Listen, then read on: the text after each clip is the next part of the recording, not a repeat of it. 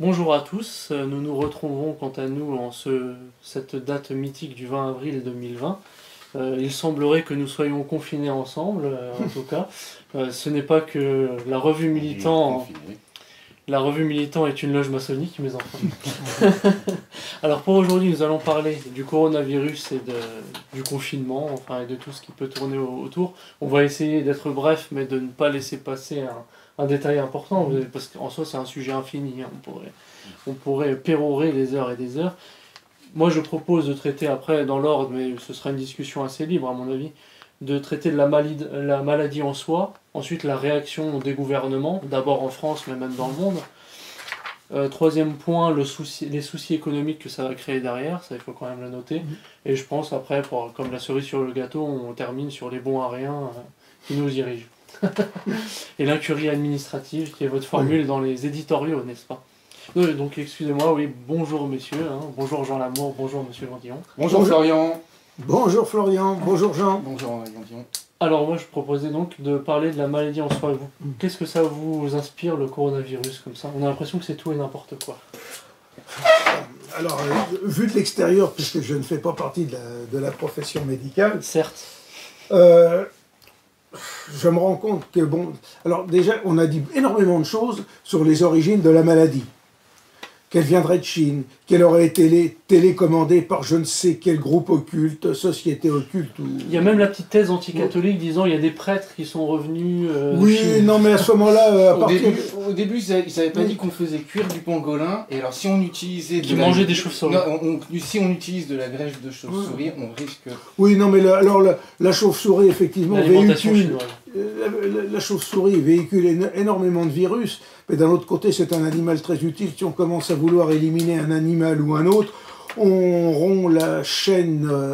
l'écosystème, la chaîne de l'écosystème.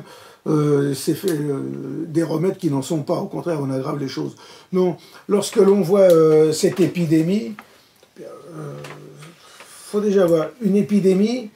Ben, il en est. Ils disent la pandémie. Une pandémie, oui. Ça frappe le monde entier. Il est apparu des épidémies, des pandémies tout au long de l'histoire. La plus célèbre a été la peste de 1348, mais il y en a eu bien d'autres. À Rome, à l'époque du pape Grégoire le Grand, les gens tombaient comme des mouches au sein de la basilique Saint-Pierre. Rien à voir avec aujourd'hui, là, quand même. Rien à voir. Vous avez eu après l'épidémie aussi de peste de Marseille en 1720, où les gens aussi mouraient les uns derrière les autres.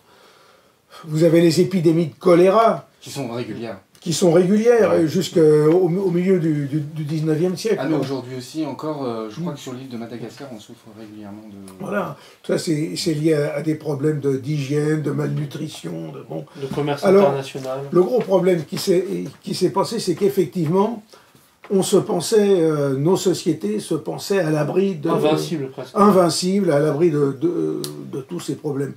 C'est déjà... une occasion de nous ramener à l'humilité. De savoir que la mort existe, ouais. Oui. Et que chez les athées, c'est pas plus mal. Et que l'homme ne maîtrise pas tout dans le monde, que l'homme n'est qu'une petite chose, si l'on peut dire, dans l'univers, et qu'il doit se conformer à ses lois, s'adapter avec elles pour vivre et survivre. Donc, c'est une leçon d'humilité. De ce point de vue-là. Ça, c'est l'aspect positif, finalement. Ça, c'est l'aspect positif. Maintenant, on peut toujours tirer un bien d'un mal.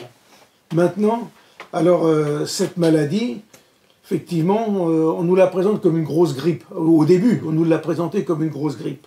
À la différence des grippes, peut-être qu'elle est peut-être moins mortelle, d'après ce que je peux savoir, mais par contre, elle a une diffusion beaucoup plus grande. C'est-à-dire qu'une personne infectée...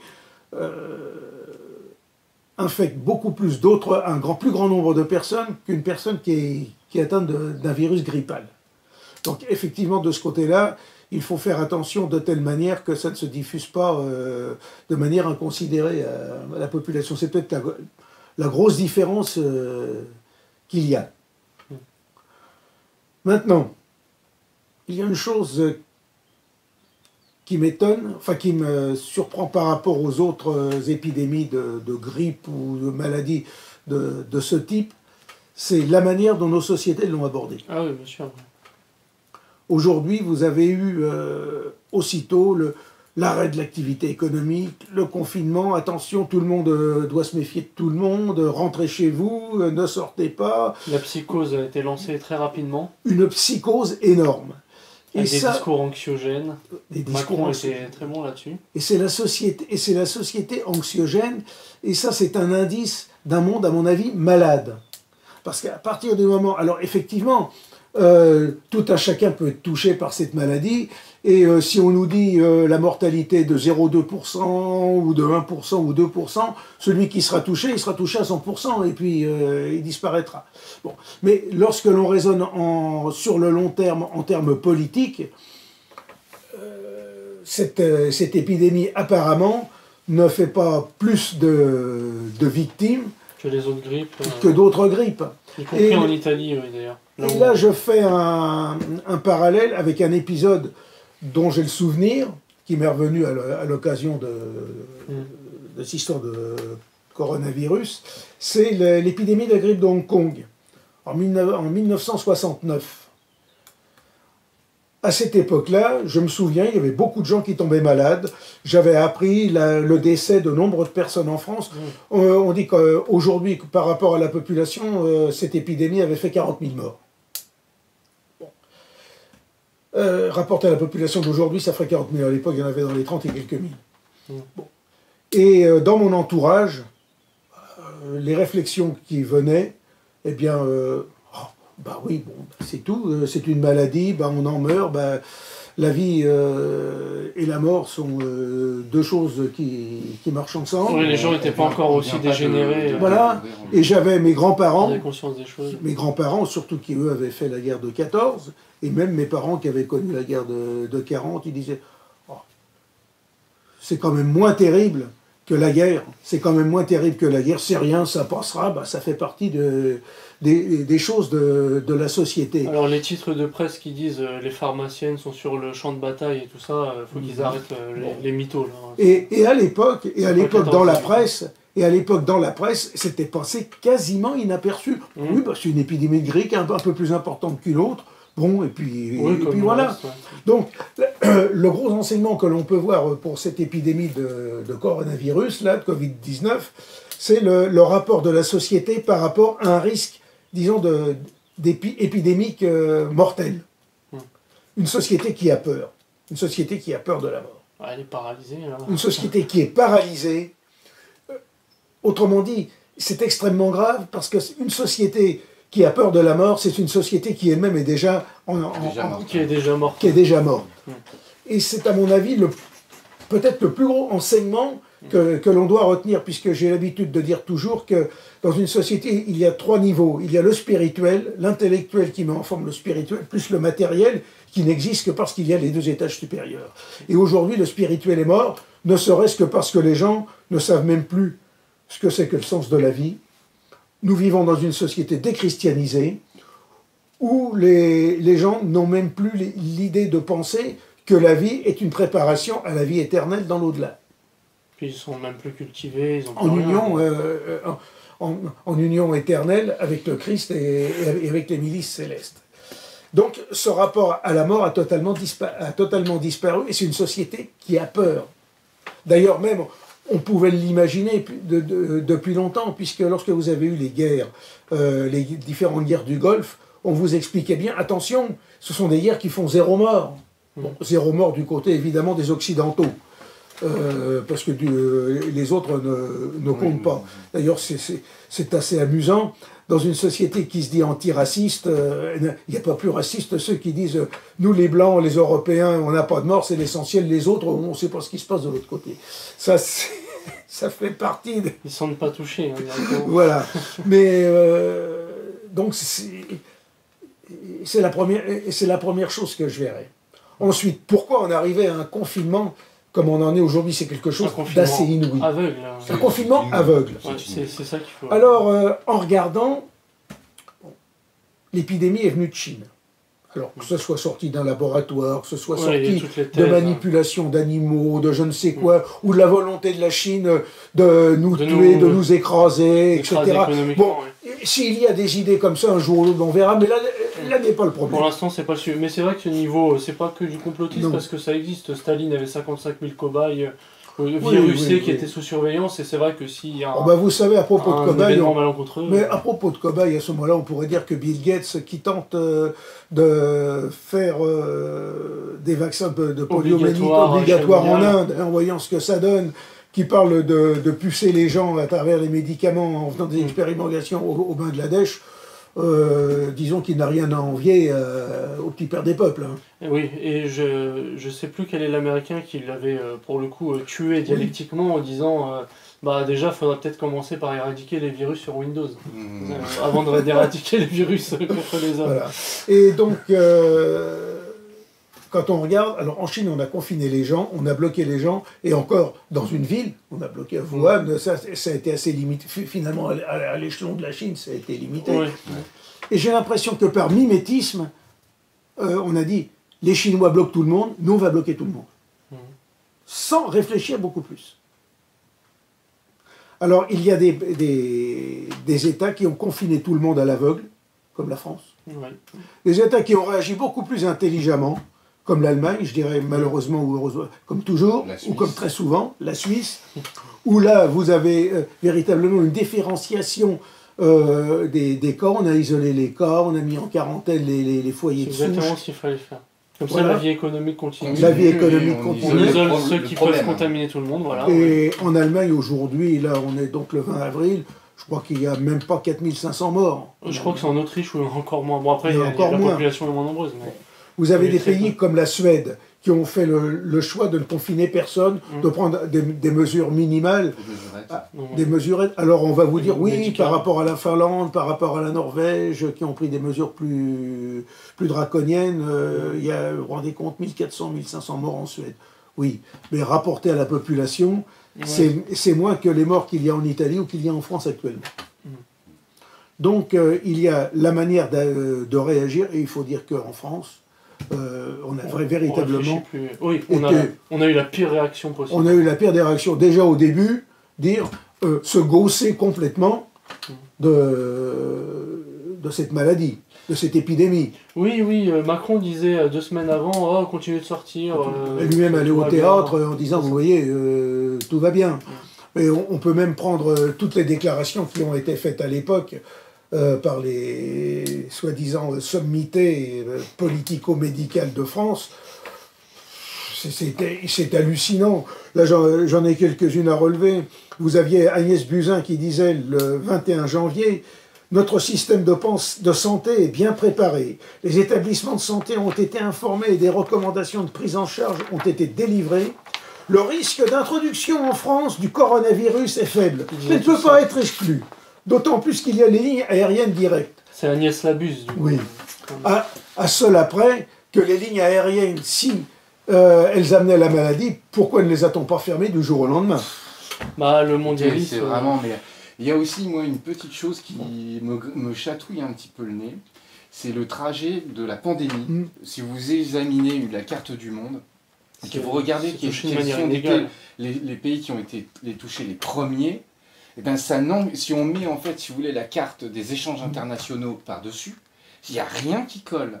Il n'y a rien qui colle du tout. Alors ça voudrait dire qu'en fait, l'Iran, l'Italie, la France et enfin le reste de l'Europe a plus d'échanges de personnes avec la Chine, alors que les États-Unis a été le dernier, alors qu'il est censé être le premier. Oui, vu les échanges. Oui, il n'y a pas que ça veut dire. Au vu des échanges de marchandises, de personnes, c'est absolument pas... Enfin, je veux dire, pourquoi l'Iran a été surinfecté alors que les États-Unis auraient eu les premiers cas 4 mois après? Mais il y a plein de facteurs qui peuvent intervenir, des facteurs génétiques chez les personnes. Il peut y avoir des facteurs de tourisme, des facteurs même d'existence. Par exemple, bon, on nous parle de la Lombardie. C'est Milan qui a été touché. Milan qui a été touché, mais effectivement, bon, il y a des relations avec la Chine, mais il y a aussi une chose, c'est qu'il y avait eu toute une campagne de vaccination auparavant. Et voilà. qui a peut-être, vraisemblablement même, fragilisé, un petit peu les choses, ouais. fragilisé les populations. Renforcé, ouais. Bon. Et vous avez aussi la manière dont la Lombardie a traité le problème, et la manière dont la Vénétie l'a traité. La Lombardie-Vénétie, c'est quand même la plaine Padane, la plaine du Pô, c'est à peu près les mêmes courants d'échange, les mêmes populations. Vous avez une différence totale entre la Vénétie et la Lombardie. En Vénétie, on a pris des mesures un petit peu dans le style des mesures allemandes, des mesures, disons, ciblées et autres, alors que en Lombardie, on a... Ils ont laissé tout. Enfin, ils l'ont fait un peu à la française. Du travail à la française, du travail à l'aveugle. Donc, il y a énormément de choses qui peuvent intervenir. Hein. Oui, c'est sûr, il y a toute la réaction. Et puis sur cette incohérence, tu disais, avec les frontières qui restent ouvertes, non, ça c'est vrai que c'est une religion. Tout le monde doit rester chez soi, hein, vous êtes très menacés, en danger de mort et tout ça. Bon, moi je travaille toujours, je sors au moins 6 fois par semaine. Hein. J'ai pas vu de corbillard, mes tantes, mes cousins, il y a 0 mort. Enfin, voilà, c'est pas non plus les grippes que vous aviez évoquées précédemment. Toi, Florian, pardon, tu l'as peut-être vu, c'est un communiqué de la préfecture du Rhône-Alpes. Qui au tout début du je l'ai vu, tout à fait. Au tout début du confinement dit bon, tout le monde reste chez vous, mais alors par contre... Les migrants qui veulent être assimilés, machin, vers le papier... Qui veulent en fait continuer à entamer en fait leur droit de séjour et puis leur naturalisation, eux peuvent continuer. Les frontières sont encore ouvertes. Sont encore ouvertes. Oui, plus personne n'a le droit de sortir, c'est dangereux, mais par contre les frontières sont ouvertes. Moi là j'en peux plus quand j'entends ça. Il y a aussi eu l'épisode en fait des élections municipales. On peut peut-être c'est encore autre chose, oui. Oui. Nous allons y revenir. Oui, les gens vont mourir pour le droit de vote. Je voulais juste encore faire une citation. Alors Christine Catlama, qui est une chef de service à la Pitié-Salpêtrière, présentée comme sommité en matière d'infectiologie, une charlatante, a déclaré le 7 mars sur CNews que le Covid-19 était une infection réellement bénigne. Mais surtout, qu'on était parfaitement organisé dans le système hospitalier pour faire face à un problème grave. Ouais, bah là, 2 semaines après... Bon, voilà, vous avez aussi Blanquer, le ministre de la Déséducation nationale, qui nous dit le 12 mars, nous n'avons jamais envisagé la fermeture totale des écoles en France. Le 12 mars, il dit ça, le 7, on ferme tout. 4 jours après. Bon, donc on se moque du monde. Mais vous savez, et là, quand on nous dit que tout est prêt, que tout est en ordre, ça me fait penser au maréchal Leboeuf, qui en juillet 1870 disait il ne manque pas un bouton de guêtre à l'armée française. Ah oui. Un mois après, c'était Sedan. Ah bah oui. Oui. Il faut se méfier de tous ces gens-là qui pérorent. Oui. Voilà. Ce sont plutôt la prétention au-dessus de la réalité. Voilà.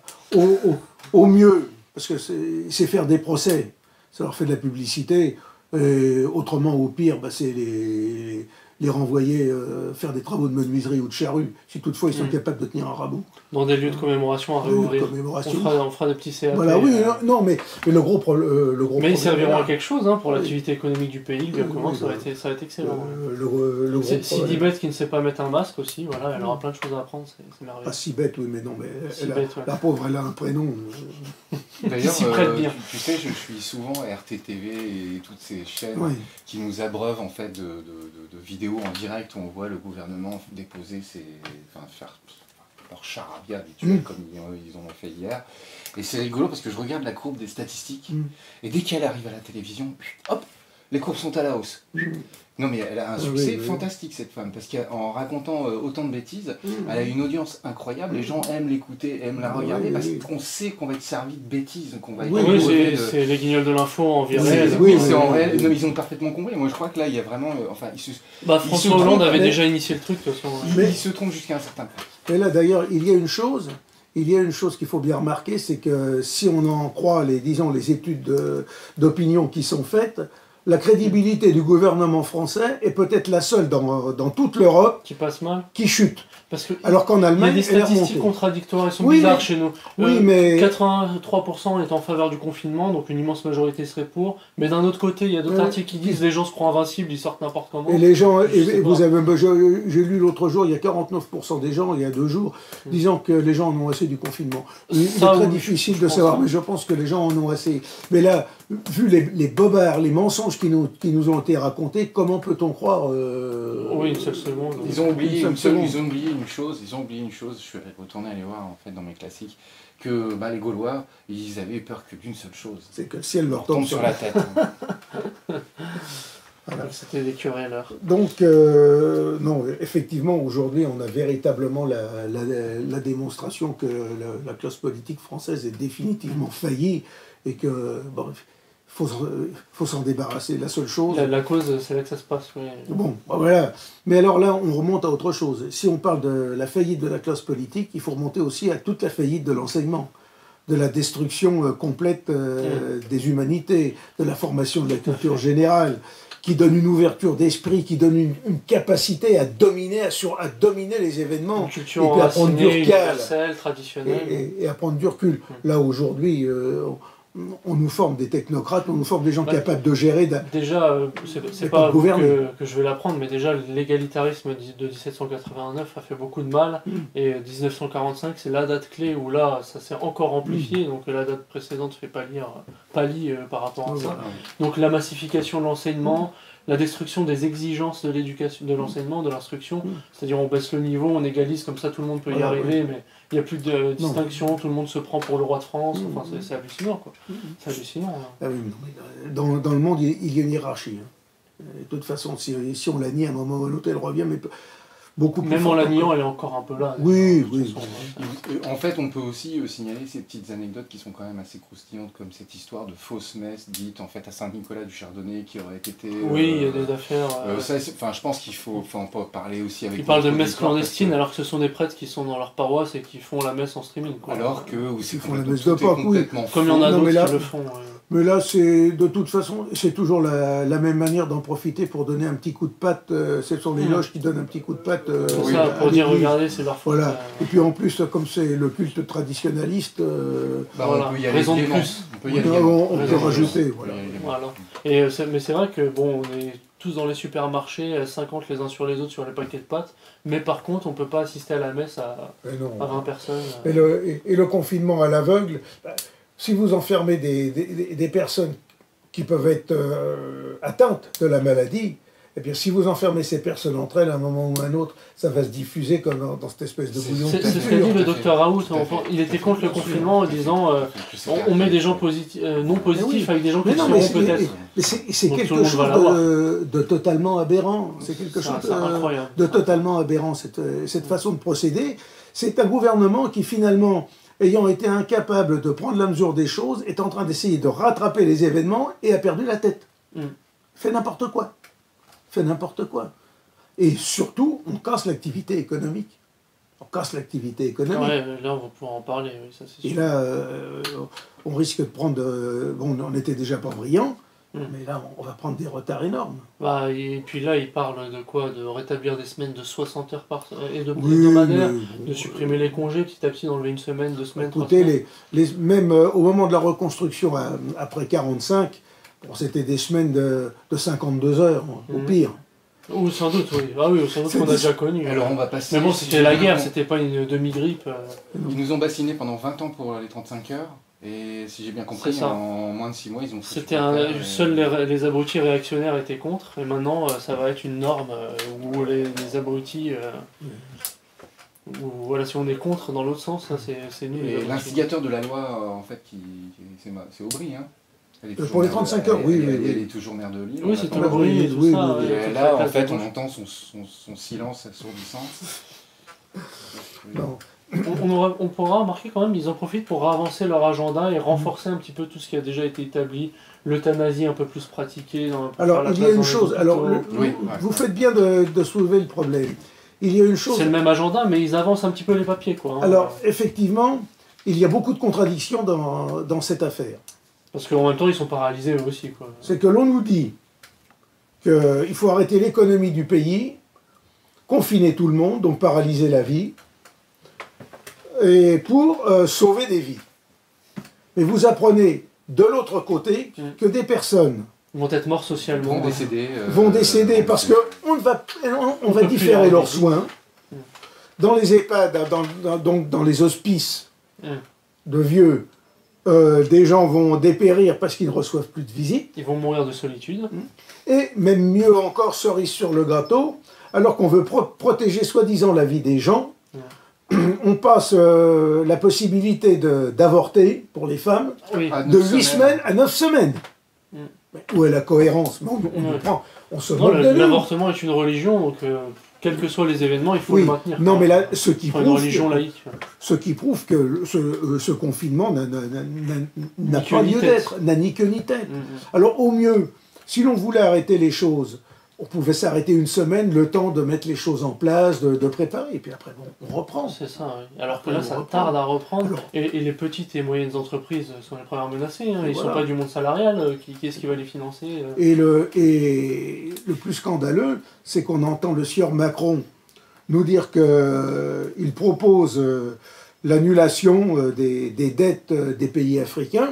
Oui, oui, ça aussi c'est encore nous qui allons porter le fardeau. Mais d'un autre côté, je n'ai pas entendu l'annulation ou la suspension des cotisations pour les entreprises, à l'URSSAF ou à autres. Oui, on les diffère. Vous savez, là je me demande en fait, parce que je l'ai entendu comme vous tous, je l'ai entendu le commentaire, on va effacer la dette des pays africains, je me suis dit, mais qu'est-ce qu'il raconte ce type? Alors, déjà parce que vous savez, il raconte des choses, lui il est incapable d'aller jusqu'au bout de ces choses-là, parce qu'il n'est pas décideur sur ce plan-là. Et puis en fait il arrive sur un théâtre international, où en fait il est en concurrence avec la Chine, il est en concurrence avec les États-Unis, avec diverses sociétés, et je ne vois pas, c'est une déclaration qui non seulement elle est inutile, elle est non avenue, elle est impossible à mettre en pratique, sauf quand j'arrive dans une république bananière, que j'ai mis en fait un président en place. Là, c'est la république fromage. Et puis en fait que je change en fait le président au fromage, comme tu dis, pour le président Camembert. Et alors là, dans ces cas-là, bah oui, non mais ça s'appelle pas effacer les dettes. Ça s'appelle remettre les comptes à zéro. Ça s'appelle refaire une comptabilité. Alors déjà, il y a déjà eu depuis une vingtaine d'années des remises de dettes, des annulations de dettes pour les pays africains. Bien sûr, mais à chaque fois qu'il y a des belles élections. Et là on continue de la même façon. Alors il faut se dire une chose, c'est que en termes pratiques, bon, on peut annuler les dettes, sachant très bien qu'ils ne rembourseront pas. Mais c'est la manière de procéder. C'est la manière de procéder. D'autant plus que chez nous, vu l'endettement abyssal qui est en train de se préparer, eh bien, il faut être sûr d'une chose, c'est qu'on ne pourra jamais rembourser. Alors il y a plusieurs manières de s'en sortir. Plusieurs manières de s'en sortir. Ou on ponctionne les patrimoines de tous les Français, qui une fois de plus paieront les erreurs de gouvernants incapables. Ou alors, ça se termine comme en 23 en Allemagne, avec une hyperinflation, vous irez acheter votre kilo de pommes de terre avec une brouette de ça en prend le chemin, vous savez. Ça en prend le chemin. Et à mon avis, ça risque de terre à 100 balles. Voilà. Ouais, c'est ça. Il y aurait encore une autre solution, c'est de pratiquer disons le jubilé moratoire. C'est quoi ça? Dans l'évangile, dans la Bible, tous les 50 ans, on annule les dettes et puis on repart à zéro. Mais là... mais tout le monde va dette pas être spirituelle, là, c'est pas matériel. Tout le monde va pas être d'accord. Mais là, non. Mais de toute façon, d'une manière ou d'une autre, on ne peut pas continuer avec un endettement qui finalement, en termes de chiffres, de zéro et de zéro, de trillions, de tout ce que l'on veut, ça n'a plus de sens. Ça n'a plus de sens. Ça n'a plus de sens. Mais là, alors, il va se passer une succession d'événements dont nous n'avons pas la moindre idée, mais une chose est certaine, il va se passer plein de choses. Il va se passer plein de choses. Ah oui, ça va être passionnant. Et c'est passionnant, mais moi, mon gros problème... Mais la chute économique est plus à craindre, sans doute, que cette grippe. Oh ben, la chute économique, ce qui va venir... Mais nous, en raisonnant en termes politiques, il y a ce qui dépend de nous et ce qui ne dépend pas de nous. Ce qui ne dépend pas de nous, c'est l'évolution du monde. On n'y peut rien, il va se passer un tas de choses. Je vais vous dire, il va y avoir ci, y avoir ça, on ne peut faire que des conjectures. Par contre, ce qui dépend de nous, c'est savoir forger un outil politique, même restreint, mais un fer de lance qui permettra, le jour où la situation sera arrivée à maturité, c'est-à-dire à une maturité de désagrégation, de pouvoir à ce fer de lance, de crever la baudruche, de crever l'abcès, et puis de pouvoir prendre la place et de rétablir le pays. Notre travail, à nous, il est là. Ce n'est pas de discuter de 36 000 choses, ce qui va se passer, s'il va y avoir ci, il va y avoir ça, c'est d'avoir un diagnostic des problèmes, Et nous, à partir de là, de nous former, de recruter des gens et de constituer un outil politique. Mais voilà, en fait, voilà. C'est le fond de l'affaire, c'est le véritable message qu'il faut faire passer aujourd'hui. Le reste, on s'en fiche, leur télé, leur baratin, ça n'a aucune importance. Nous, c'est l'option politique, c'est rétablir la France, rétablir notre civilisation et former un outil politique de prise de pouvoir. Et ben voilà, vous venez de dire 3 fois le mot rétablir, alors qu'en fait on est en face de gens qui nous parlent que de guerre. Oui. Ils nous parlent que de guerre, parce que en fait cet homme-là nous a dit qu'il était en guerre. Ah, il est en guerre contre un virus, c'est Don Quichotte contre le... C'est la génération spontanée dont vous êtes en train de parler, en fait. C'est ça, en fait. Voilà, on est en train de discuter de cette génération spontanée de nationalisme qui risque de revenir. D'ailleurs, lorsque vous lisez des articles dans la presse, le gros problème, à la limite, c'est pas le nombre de morts qu'il peut y avoir, ça, ils s'en fichent un petit peu, finalement. Ça, c'est pour le décor pour faire peur voilà, de base. Voilà. Mais le vrai problème, c'est d'éviter que les populismes puissent se développer. Ah oui, c'est ça. Et même Alors c'est une situation qui s'y prête en plus. Voilà. Il ne faut pas, il l'a dit, hein. Vous savez, il ne faut pas tomber dans le piège nationaliste. Il ne faut pas tomber. Et alors, le repli nationaliste. L'extrême droite, c'est un virus plus dangereux que le corona. Mais le repli. Oui, mais le repli nationaliste. Mais le repli gauchiste, non, ça mais le repli nationaliste, de toute façon, on se replie à la limite sur des choses tangibles. On se replie sur des choses tangibles, des choses qui sont vécues par chacun d'entre nous. On est tous rattachés à une communauté culturelle. On est héritier d'une communauté culturelle, et c'est ce qui nous parle, et c'est ce que l'on doit maintenir pour la transmettre à nos générations à venir. C'est ce qui nous permet de nous hominiser, en un sens, de faire de nous... De devenir homme. De devenir homme. Hein, bon. Et les frontières, on ne les supprimera pas. Si aujourd'hui, nous, on les avait vraiment rétablies, peut-être que beaucoup d'avions ne nous auraient pas amené des souches virales. D'ailleurs, l'État d'Israël, qu'a-t-il fait très très vite? Il a fermé toutes les frontières. Maritime, aérien, etc. Mais ça, c'est pas possible pour les donner. Et sur l'incurie administrative, on pourrait aussi signaler, bon déjà en France il faut remplir un bon petit papier, un gentil citoyen et tout ça, et alors le port du masque était obligatoire dès le premier jour, ensuite ils l'ont un peu rappelé, parce qu'ils n'arrivaient pas à nous recharger, quoi. Donc il faut se protéger, mettez des masques c'est obligatoire, mais on n'arrive pas à les faire venir. Là on peut citer Sibeth, ça c'est incroyable. Là, on peut citer elle n'arrive pas à en porter un, c'est ça. Qui nous dit qu'en fait elle sait pas mettre un masque, elle ne sait pas. Hein. Non mais bon ça déjà. C'est une bonne arène. Non mais c'était très rigolo déjà, c'était très rigolo. Et là elle vient de nous refaire une déclaration il y a 3 jours. Alors je sais pas, enfin on voit tellement de choses sur les réseaux sociaux, mais moi je pense que Sibeth est assez conne pour l'avoir dit. Elle dit que oui les enfants à partir c'est le 11 mai c'est ça hein, c'est le 11 mai. Après le déconfinement, elle dit que enfin, des enfants de maternelle sauront parfaitement mettre le masque. Alors là, ça commence à m'inquiéter. Alors là, je commence à m'inquiéter. Parce que pour le niveau du gouvernement. Le gouvernement ne sait pas mettre de masque, elle ne sait pas à quoi ça sert. Par contre, des enfants dans une maternelle, eux, vont savoir. Elle a le cerveau d'un nourrisson. Non, j'espère que c'est un fake news que j'ai vu. Puis alors, on a vu les calculs des amendes aussi, qui rapportent. Bon, je pense pas que c'est avec ça aussi qu'on se fait des énormes recettes, mais ça monte quand même à 10. Mais ce que je trouve indécent, effectivement, c'est que tous les jours, on a le décompte des verbalisations qui sont faites et des recettes que ça rapporte. En Italie, c'est le nombre de morts, carrément. Voilà. Mais nous, on a toujours des statistiques quasiment quotidiennes nous disant aujourd'hui, on a tant verbalisé et puis le terroir caisse s'est rempli d'autant.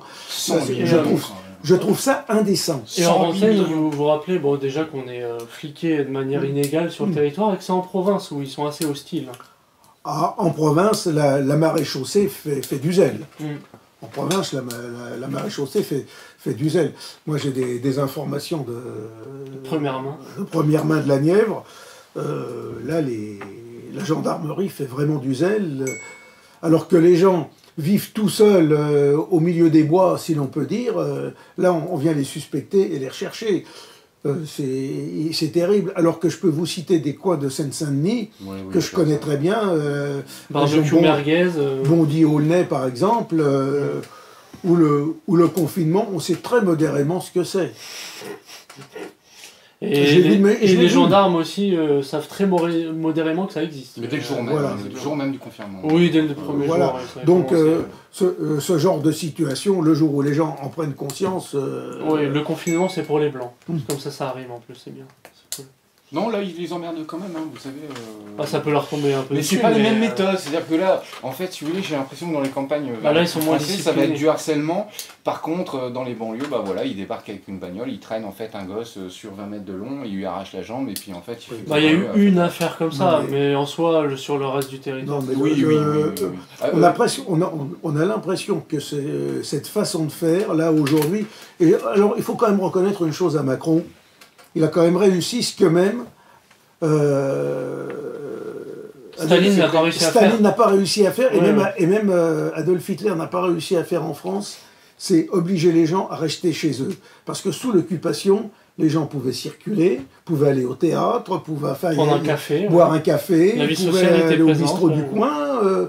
Là, il a réussi à tout tuer. Là, il faut reconnaître. C'est un coup de. On pourrait en fait passer des illustrations d'époque.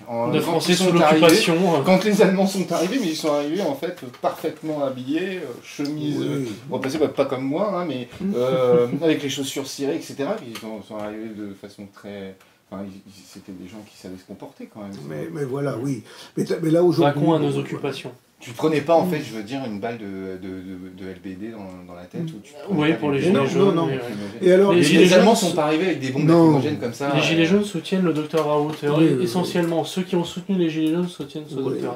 Alors, le docteur Raoult, là, c'est pareil, il y a dans ce qu'on appelle nos milieux, des gens qui le descendent en disant qu'étant marié à une juive, en voyant ses enfants dans des écoles... c'est un peu il a eu quand même des déclarations quand même. Oui, mais c'est vrai qu'il a dit... Macron l'a visité en secret il y a 2 jours, oui, ils sont... Non, mais le problème n'est pas là. Le problème, c'est que le docteur Raoult, on doit le voir comme un médecin, on doit voir les qualités qu'il apporte et ne pas s'occuper du reste. Il dit, si on commence à rentrer dans d'autres problèmes... Puis il est à Marseille, dans une poudrière incroyable. Par contre, il faut voir que cette histoire-là n'est pas à la gloire du système administratif français. Oui, c'est sûr. Même Trump est passé à la chloroquine. Parce que on a très bien vu que, sans préjuger de la valeur de ce qu'il propose, on a tout fait à Paris pour l'empêcher de parler et de dire et de vouloir proposer son système. Alors qu'effectivement, beaucoup de médicaments, à part disons de quinine, puisque la chloroquine, c'est toute cette famille de produits associés à des antibiotiques, donnent quand même des effets, sont adoptés dans d'autres pays. La France est le pays qui dit non, on ne le fait pas. Ou alors, mieux encore, en fait, elle interdit en plein moment en fait, où la pandémie se déclare. La pandémie se déclare, on l'interdit.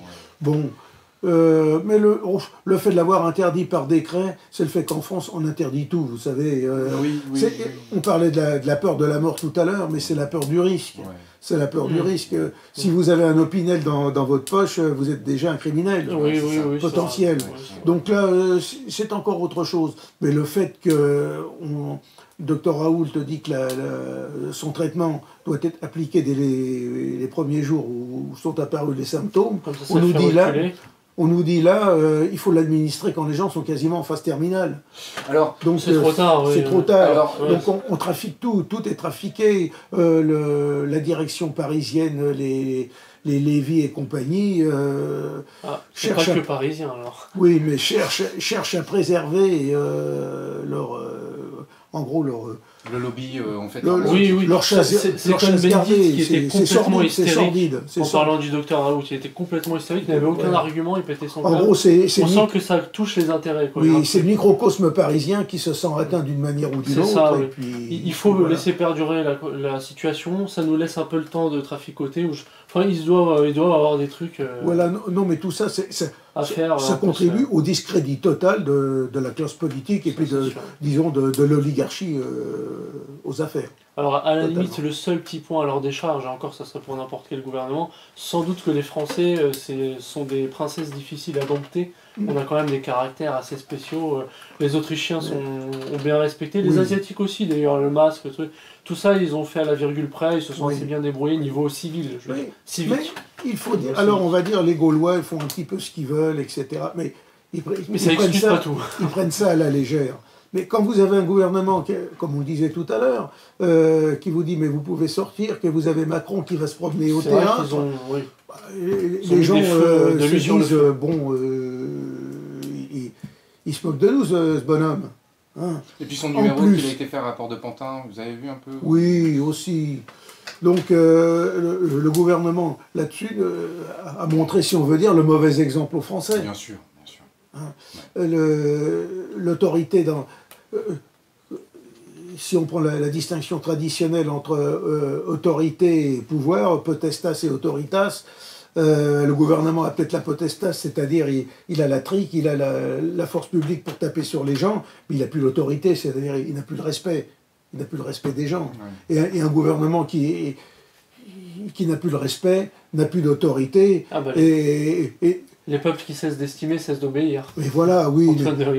Oui, il n'est absolument plus respectable. Et le gros problème aujourd'hui, c'est toujours ce problème, en France, le problème d'une crise d'autorité, une crise d'élite. La France, aujourd'hui, n'a plus que des élites dévaluées, des élites dévalorisées, des gens qui ne méritent plus le respect, qui ne sont plus respectables. Qui ne sont pas à leur place aussi. Qui ne sont pas à leur place. D'où le CAP menuiserie dont on parlait, je sais pas, une petite demi-heure. Et voilà, ce sont des... Ah ben, de toute façon... Ce qui a fait la force de notre civilisation, c'est le christianisme, à travers la règle de Saint-Benoît. La règle de Saint-Benoît, outre le sommeil, la journée est répartie en 3 parties. Une première partie pour la prière, une deuxième partie pour le travail intellectuel, et une troisième pour le travail manuel. Et c'est l'association du travail intellectuel, du travail manuel et de l'insufflement spirituel qui ont permis d'avoir tirer les verres du nez. Oui, et de permettre à des inventeurs d'allier connaissances scientifiques avec création matérielle. James Watt, qui a inventé la première machine à vapeur, était certes un ingénieur, mais était aussi un bricoleur, un forgeron, un ajusteur et autres. Il y a aussi, comme vous l'avez dit au début, la culture de nos humanités gréco-latines et tout ça qui ont formé notre noyau. Et aujourd'hui, toutes ces choses-là sont méprisées, abandonnées. Tout ça. Alors il y a un autre point par rapport à... C'était pas l'immigration cette fois, mais ce sont aussi les prisonniers. Vous savez, on nous dit que là, par contre, les prisonniers sont menacés du coronavirus dans les prisons, et donc il faut les déconfiner, eux. Il faut les sortir des prisons. Oui. Et quand même à coût de 7 000, 8 000 et machin. 12 000. Voilà, c'est ça. Et alors là, il faut remarquer une chose. Ils sont dans les rues en ce moment même. Je pense que c'est pour faire peur aussi. 12 000, attendez, il y a une suspicion, une forte suspicion. Vous savez, en fait, ce fait divers qui arrive en province où un pauvre type se fait égorger devant ses enfants, enfin, en fait, encore une bagarre au couteau. Et il se trouverait que, en fait, le type avait été déconfiné, si je puis dire. On va en avoir plein. Et ça, je peux vous dire, enfin bon, j'espère que... ils en sont responsables. Mais en fait, cette libération de prisonniers en fait, due au confinement du Covid-19 a été en fait appelée par la Ligue des droits de l'homme. Elle a été... ça a été... Et alors, là encore, il y a une incohérence. C'est qu'on libère des prisonniers, donc des gens qui sont condamnés, mais de l'autre côté, des personnes qui sont en préventive, qui sont dont le dossier est instruit, eux, ont été maintenus en détention. Alors qu'en principe, on est présumé innocent. Et il n'y a toujours pas de législation. Encore une incohérence. C'est incroyable, l'incurie. Et à propos des Gilets jaunes, justement, le président biélorusse qui a attaqué directement Macron, en disant, mais en France, c'est pratique ça, de confiner les gens, les Gilets jaunes sortent plus les samedis, et machin. Ah mais Loukachenko est à mon avis le chef d'État européen qui a le mieux réagi en disant, mais c'est une véritable psychose. Ah oui, une véritable psychose. Vous l'avez vu, nous on en a tous constaté des cas dans la rue, les gens sont vraiment très bien influencés. Il y en a qui sortent le maître, limite. Oui. Il y en a qui, si on n'a pas de masque, ils nous regardent comme ça, on a un criminel en puissance. Vous voyez même des gens qui sont à leur volant de voiture, toutes fenêtres fermées, et le masque sur le visage. Bon, j'en ai vu nombreux. J'ai vu des gens pas trop âgés changer de trottoir, quoi. Parce qu'on était 2 sur le trottoir. Et en fait, vous savez, à Paris, en ville, ce qui m'a surpris pendant les premiers jours du déconfinement, c'est de voir que les gens jetaient leurs masques, leurs gants par terre. Par terre dans Ils la vont, rue. ils jettent. Il y a ceux qui abandonnent leurs animaux de compagnie. On leur a dit, si vous le laissez sortir, il peut ramener le coronavirus à la maison. Moi, je pensais que c'était une mauvaise blague. Non, il y en a. Non, non, qui c'est Ah, il y en a, ils ont oui, abandonné oui. les chiens, les chats. Non, mais c'est... J'ai peur de mourir. Mais c'est la marque d'une société en putréfaction. C'est Ouais, incroyable. ouais, c'est ça. C'est une société en putréfaction. Ouais, ouais. Et les gens qui ne sont pas capables d'accepter le risque, de faire face au risque, représentent une société qui est Ils mettent Et une mais c'est eux menace, qui- prête à mourir. c'est eux qui mettent en fait, le groupe en Parce que danger. Voilà. moi, je me dis, il n'y a aucune raison de laisser d'enfermer un jeune bien portant comme moi. Il n'y a aucune raison. On a 30 ans, on n'a pas de pathologie. Et puis même, Bah, si- je préfère prendre le Si- risque et vous les si t'en sortir. as quoi. une, tu es replié sur toi-même. Ah sur oui, rien. j'ai une pathologie d'extrême C'est- droite, voilà. oui, mais c'est autre chose. Voilà, oui. Et c'est pas organique. Enfin, si. Mais de toute façon, on va se rendre compte, comme on peut déjà le voir, nombre de personnes qui sont décédées, sauf s'ils ont des problèmes, disons, génétiques C'est une moyenne d'âge particuliers. avancée. Mais en général, ce sont Ouais. des gens qui eux-mêmes étaient déjà physiquement fragilisés. Oui. Donc, vous avez ça, effectivement, ça a accéléré leur décès, parfois 3 mois, 6 mois, mais ce sont des gens qui seraient morts dans l'année, souvent, bien souvent. Donc, il faut aussi tenir compte de ça. Alors, après, les conditions dont ça se passe, mais c'est monstrueux. Des gens qui meurent dans les hospices, dans les EHPAD, comme on appelle ça aujourd'hui, c'est même plus un hospice, c'est un EHPAD. Un EHPAD. On dit des lieux de vie aussi, mais là, Des c'est lieux de c'est la vie, logomachie. Non, mais c'est le mourissoir institutionnel, hein, les EHPAD. L'objectif quand même, si on voit, en Et- fait, si on met à plat tout, je veux dire, toutes les bêtises et puis qu'on se dit bon tout ça est un champ d'invention Bon. stupide, Mais- on peut se dire quand même que l'artisanat français, les PME, les PME, Ouais. c'est eux qui ont payé Ah le prix ouais, fort. ouais, Mais bien sûr, c'est mais là, vraiment, La clé je sous la vous porte. laisse- Ouais. Si ça dure 2 Ouais. mois, là, Ouais, c'est... c'est fini. Mais là, je voulais simplement dire cette chose-là, c'est qu'on laisse mourir des gens, des vieux, dans les hospices, sans le secours de la famille, sans rien, parce que la famille ne peut pas venir. Et avec même des aides-soignants qui peuvent être envoyés à la maison, parce Et- qu'on parle de ceux qui sont Oui. surchargés, débordés, ça déborde des hôpitaux.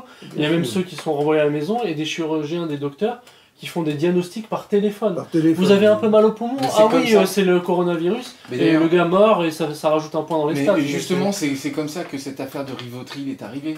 C'est-à-dire que en fait, les médecins ont voulu donner l'autorisation aux soigneurs, à une tierce personne, de pouvoir en fait faire la médication, c'est-à-dire en fait Oui. Oui. c'est une injonction l'injection Oui. de Rivotril. Et c'est là que ça a commencé. Alors, il faut peut-être dire, ce que c'est que le Rivotril. C'est un médicament qui est déconseillé aux personnes qui ont des problèmes pulmonaires. Ah tiens. Ah oui, Ah mais j'ai rien compris alors. alors, le Rivotril est un médicament qui est déconseillé aux personnes atteintes de pathologies pulmonaires. Donc, autrement dit, si vous leur administrez cela et que le coronavirus est lié essentiellement à des pathologies pulmonaires pour les personnes âgées, donc automatiquement vous les envoyez au cimetière. Non mais sans même, vous conférer. savez, le Rivotril, ça rigole pas, c'est même une personne bien portante. Hein, vous savez, Oui, ça aussi. peut toucher aussi des gens. Voilà. Mais donc, Oui, on comprend, on comprend la démarche, mais on comprend pas la comprend la méthode. quoi. Puis il y a aussi le coup d'état financier, parce que la réserve fédérale américaine remet la main sur les prix du marché, Ah, elle peut voilà, les ajuster oui. elle-même. Bon là on a un peu vu le fond de l'affaire avec des trucs comme ça aussi. Voilà. mais là, économiquement, financièrement, ça va rebattre les cartes d'un point de vue national, d'un point de vue géopolitique international. Je pense que l'Allemagne va voir sa position renforcée encore dans l'Europe, parce que la France va encore descendre d'un cran. Oh, c'est vrai, oui. La France va encore descendre d'un cran. Et rien ne va s'arranger. Et rien ne va s'arranger parce qu'en France, on ne change pas le système de formation, on ne change pas la manière de penser, et le pays va continuer à crouler. Et au fur et à mesure que le pays va continuer à crouler et que les dirigeants que nous avons vont faire preuve de manière objective de leur incapacité, la répression va se renforcer contre les Français. Parce que lorsque vous avez des gens, des incapables, des bons à rien, qui font crouler un pays et qui n'arrivent Des pas incompétents, des incompétents qui Des n'arrivent pas, rares, Qui des n'arrivent ratés, pas- des avortons, qui des n'arrivent pas à parasites, tenir leur poste, font reporter la L'erreur faute tout de sur suite. les autres, et ils en profitent pour se maintenir au pouvoir, d'aurait dire... Toutes les C'est- lois, c'est tout toutes les bénéf lois, pour eux. tout ce qu'ils peuvent. C'est Voilà. tout bénéf. Donc aujourd'hui, je n'arrête pas de dire que nous sommes gouvernés par des parasites, Et le parasitisme va s'accroître. Et ça ne date pas d'aujourd'hui. Ça ne date pas d'aujourd'hui. Là, je voudrais dire, en France, on a une grande, malheureusement, tradition d'imprévision. En France. Oui. Je parlais du maréchal Leboeuf en 1870, mais ça remonte antérieurement aux lois de 18... Lorsqu'on a voulu voter la réforme militaire en 1868, ce sont les républicains qui ont mis des bâtons dans les roues à Napoléon III pour qu'il n'arrive pas à faire sa réforme, qui a fait qu'on s'est retrouvé en 70 quand même en état d'infériorité. En 1911-1912, quand l'état-major a demandé que l'on fabrique des canons lourds à longue portée et qu'on fabrique des mitrailleuses, ceux qui ont voté contre, ce sont toujours les socialistes et puis les radicaux socialistes, enfin bref, toute la gauche. Oui, pour la paix contre la guerre, les voilà. armes. Résultat en 14, on a envoyé des régiments comme ceux de Péguy aller faire barrière aux mitrailleuses avec leur poitrine. Oui, c'était à peu près ça. Bon, et là, on a encore la même chose. L'imprévoyance du gouvernement, me fait établir un rapport entre ces soldats de 14 qui sont allés se faire mitrailler à côté de Meaux, là, et dans d'autres, mais essentiellement à côté de Meaux, puisque je parle de Péguy, face aux mitrailleuses et aux canons allemands installés sur les collines du Mulcien, qui ont finalement réparé avec leur peau les erreurs et l'incurie du personnel politique d'alors, avec ces soignants d'aujourd'hui qui finalement passent des heures, tuent la santé, peuvent attraper des maladies, le coronavirus est mal soigné et puis laisser leur peau à cause de l'incurie de criminels en puissance qui sont au pouvoir. Alors il y a ce parallèle, de même qu'en 1940. En 1940, bah tiens, on va bientôt, je ne peux même pas dire fêter, donc si j'étais allemand, je dirais on va fêter. Je suis français, je vais dire on va commémorer la défaite de 40, si on peut dire. Oui, mais on a eu 1,5 million de prisonniers, on a eu le pays occupé pendant 4 ans à la suite de l'incurie de la Troisième République, quand vous aviez un Blum. On dit oui, il a fait le réarmement, Blum, après, en 37-38, mais il avait quand même dit s'il faut détruire l'armée française, j'en suis. Il avait dit ça en 32. Oui, Einstein et tout ça, ils étaient tous bon, pour mettre l'armée française à plat. Bon, et vous aviez, alors ça, j'ai lu ça dans les souvenirs de Benoît Méchain, qui, au cours d'un dîner en ville, se retrouve à table avec Gamelin. C'était à l'été 39. Il se retrouve avec Gamelin à un repas. Et puis, alors, lui, Benoît Méchain, qui revenait d'Allemagne, ça fait questionner par Gamelin, qui dit « Et vous, qui revenez d'Allemagne, qu'est-ce que vous avez vu ?» etc. Alors, il lui dit « Allemagne, les gens marchent, les gens aiment Hitler, le régime leur apporte le développement économique, les a mis sur pied. » Et Gamelin, qui lui dit « Oh, ne croyez pas ça, c'est de façade. Moi, j'ai mes renseignements. » Oui. Et alors, Benoît Méchain, il dit, j'avais l'air vraiment interloqué. Mais vous pouvez les acheter, je crois que c'est dans la collection Tempus, là, vous avez les... C'est ça. Je me suis rendu compte de ça. C'est ce que la presse disait. Et alors, Benoît Méchain lui dit, mais vous savez ce que j'ai vu? Oui, il dit, mais vous en faites pas. Si la guerre se déclare, il dit, en Allemagne, c'est la révolution, nous allons entrer dans l'Allemagne comme dans du beurre, c'est même pas la peine de faire la guerre. C'est hallucinant, les types... Bon, et aujourd'hui, ce sont les mêmes. Aujourd'hui, ce sont les mêmes, à des degrés divers, d'une façon différente, mais on a les mêmes. Évidemment, l'Allemagne n'est pas l'ennemi. Et encore d'un niveau aggravé, parce que ces gens-là connaissaient quand même le grec et le latin. Oui, bien sûr. Oui, et la géographie. Et la géographie, quand même. Et la géographie. Et l'histoire. Voilà. Non, mais... Et nous, en France, alors, il faut dire, après-guerre, en 45-47 des années 50, il y a eu un renouveau, il y a eu un renouvellement du personnel. Le programme du CNR, qui reprenait d'ailleurs en grande partie le programme de la Révolution nationale 40-41, parce que lorsque les changements se font, c'est que vous avez déjà tout un mouvement de fond qui amène les changements. Ils ont repris l'État aux manettes et donc il y avait les documents. Mais le CNR avait un programme de redressement économique. Vous aviez eu à l'époque des décideurs, des gens qui savaient décider, qui savaient trancher et qui ont permis à la France de se développer industriellement. Ça a duré jusque dans les années 70. De Gaulle, de son côté, qui, on peut penser ce qu'on veut de Gaulle, mais il avait une vision de puissance pour la France, et a soutenu tout ça. Et ça s'est arrêté, bon, même Pompidou avait lancé une politique de développement industriel, la constitution de grands groupes importants. La dernière grosse affaire qui s'est produite, ça a été l'équipement téléphonique de la France sous Giscard. Ça a été la dernière affaire. Auparavant, on avait le programme nucléaire lancé par Mesmer, de développement d'électricité nucléaire, dont nous bénéficions encore, et que ces malades mentaux d'écolos veulent nous détruire. Oui, non, mais ce sont des fous furieux, oui, ces malades mentaux. Ce sont des dangers publics. Et je vais revenir là-dessus après. Et la rupture s'est faite au moment de ce qu'on appelle le plan calcul en 1966-1970. Alors, comme tout véhicule lancé sur son air, il continue encore longtemps, comme je vous dis, ça a duré encore sous Pompidou, et ça s'est terminé à peu près sous Giscard avec cette dernière histoire de l'équipement téléphonique du pays.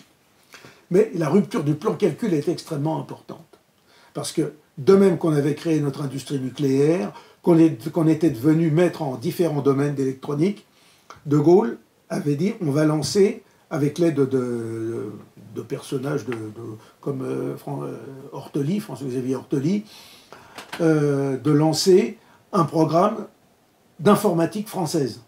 Autrement dit, le plan calcul, on l'avait surnommé comme ça, de telle manière que la France puisse avoir ses propres ordinateurs et puisse faire la course en tête dans ce domaine-là. Avec, il y avait la compagnie ICL à l'époque, je me souviens. Il y avait bon, on avait créé la CS2I, on avait créé... Et puis en fait, Bull et aussi avait les sociétés s'étaient fortement implantées en France et avaient laissé des grands bureaux d'études. Voilà, on avait la CGE, la CSF. Ouais.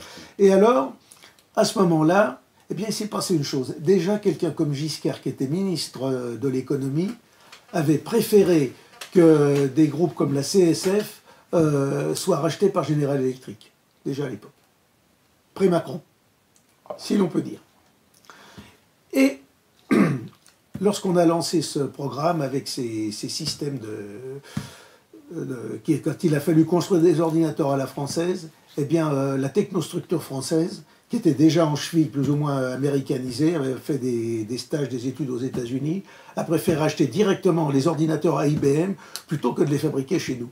Et à partir de là, on s'est trouvé dans un engrenage qui a fait qu'on n'a plus cru dans ce que l'on faisait.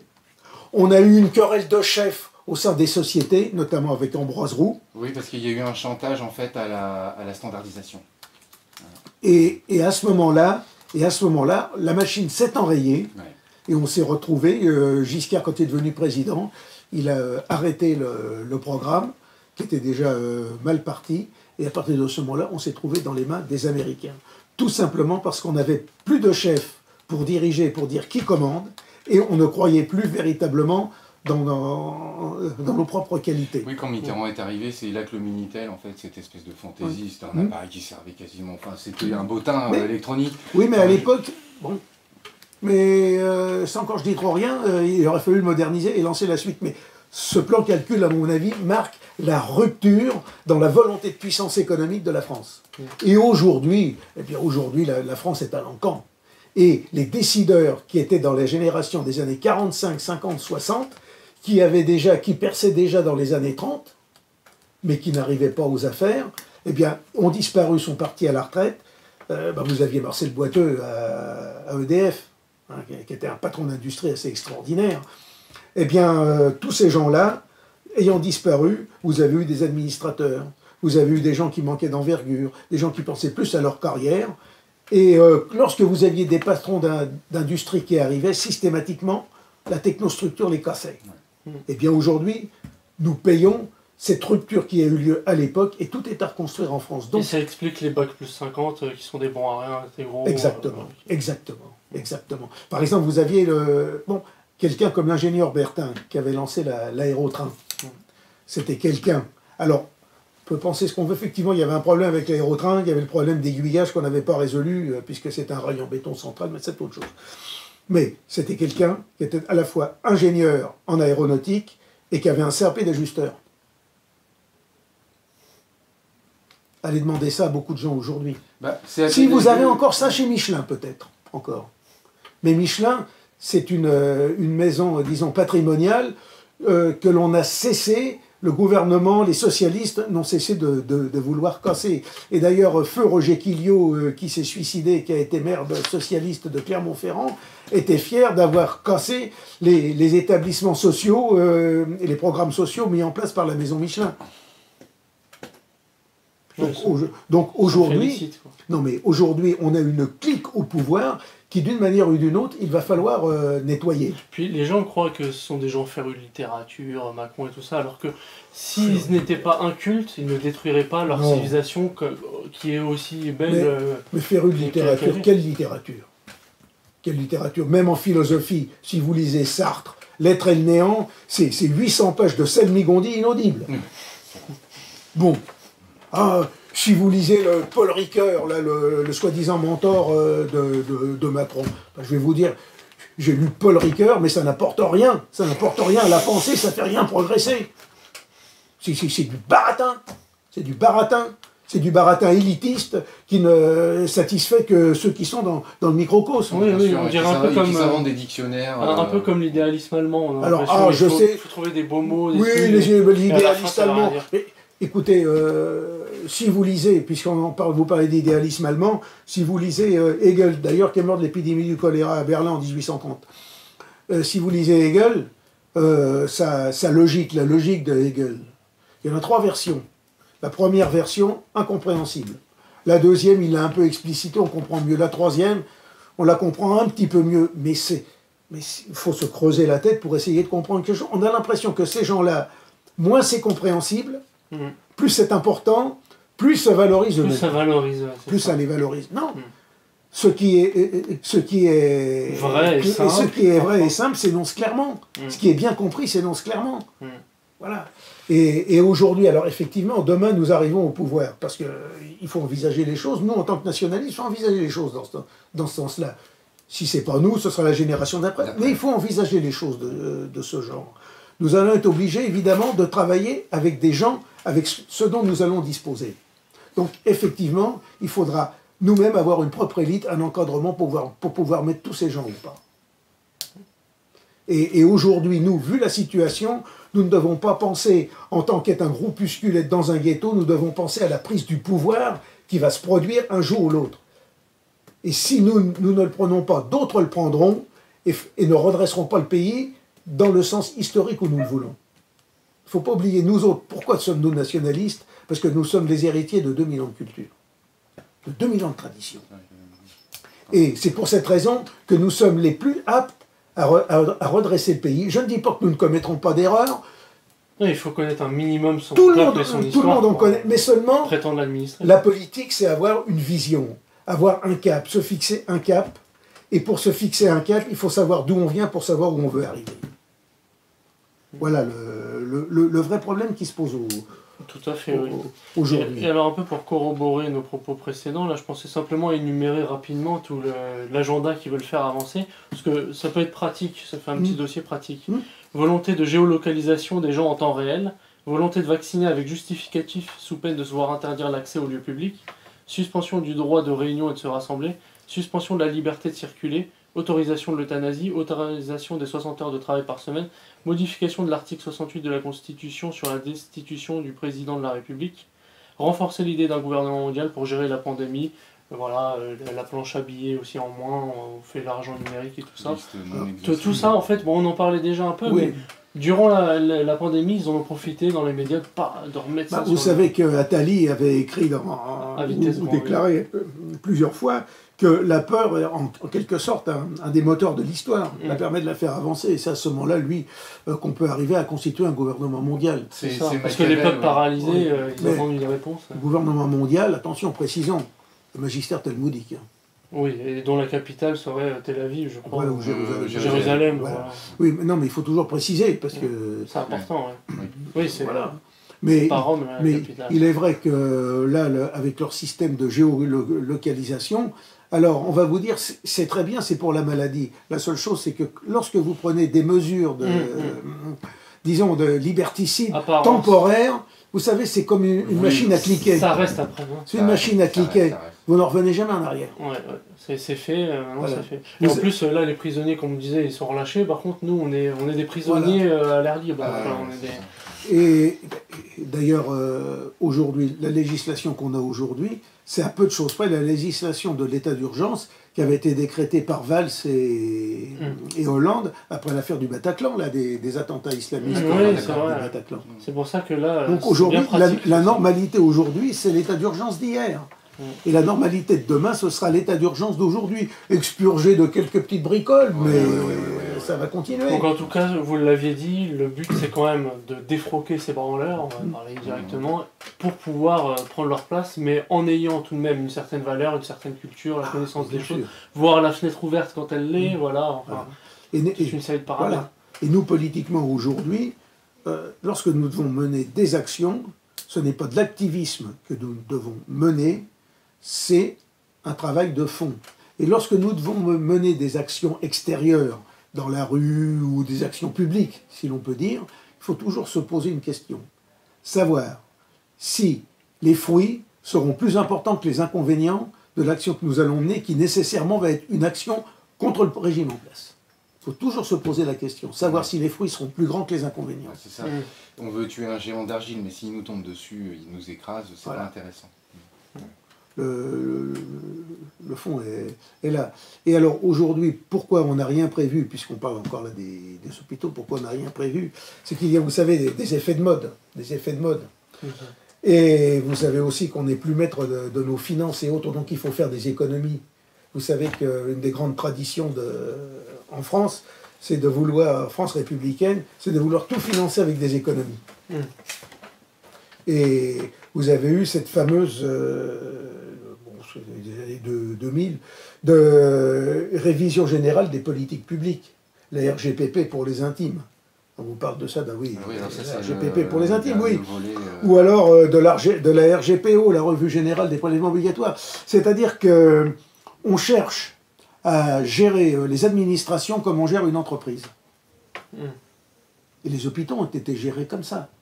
Les hôpitaux sont gérés de cette manière-là. C'est-à-dire que si vous avez 40 lits dans un hôpital et que vos 40 lits sont pas pleins, vous allez avoir le gestionnaire au-dessus qui n'y connaît rien en médecine, mais qui va être formé à l'école des cadres administratifs de Rennes, qui va vous dire, mais vous n'avez pas rempli, on ferme. C'est un petit peu comme à une époque, ça doit continuer encore peut-être, où fin décembre, les aviateurs brûlaient sur le tarmac tout le gasoil qui leur restait, parce qu'autrement ils risquaient de perdre les crédits pour l'année d'après.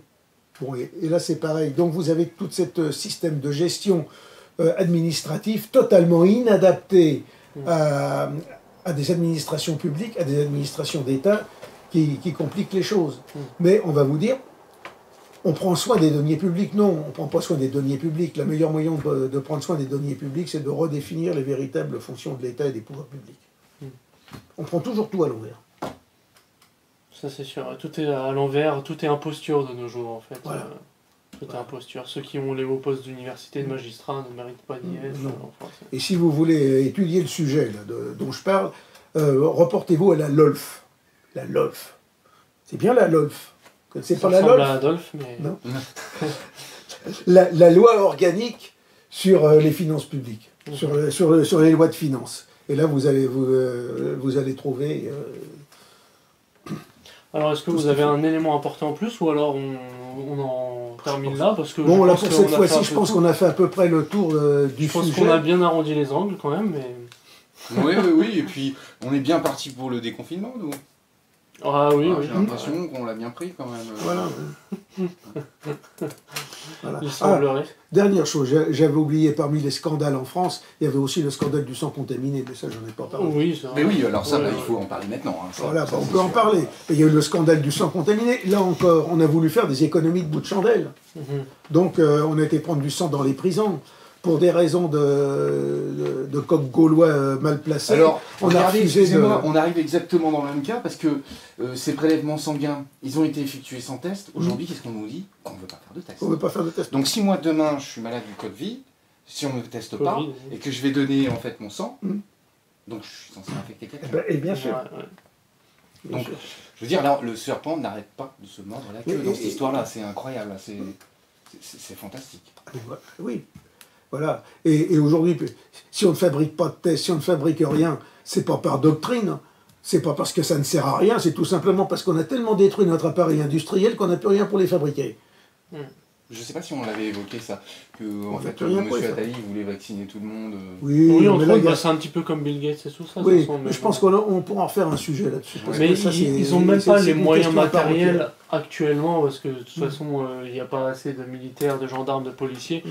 Et puis même là, pendant le confinement, les trois quarts, ils préfèrent rester à la maison avec leur petite famille. Donc il manque de matière Il humaine. manque d'effectifs.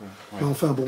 Et d'organisation. Hein. Si tu Disons n'arrives même que- pas à amener des masques, comment tu veux fliquer Mais l'impréparation qu'on a aujourd'hui, c'est l'imprévision générale qui existe depuis des générations et surtout depuis 20 à 30 ans. Pour le coup, une mauvaise tradition française. Oui, mais non, mais Enfin, c'est la là, tradition républicaine. La tradition Oui. républicaine, c'est pas la tradition française, excusez-moi. Oui, c'est vrai que c'est le... C'est la un peu le tradition. virus, Non, oui, le virus républicain, il détruit la France depuis trop longtemps. Mais Alors- c'est lui qui incarne le régime en France. Alors, je le répète, j'ai rien contre la République en elle-même, puisque c'est la chose publique. La République de Venise avait ses qualités en elle-même, mais la République maçonnique et du judaïsme politique, non, C'est autre chose, ouais. c'est autre chose. Même Saint-Augustin soutenait bien une république dictatoriale, Oui, voilà, oui. chrétienne et romaine. Bien sûr. Très bien.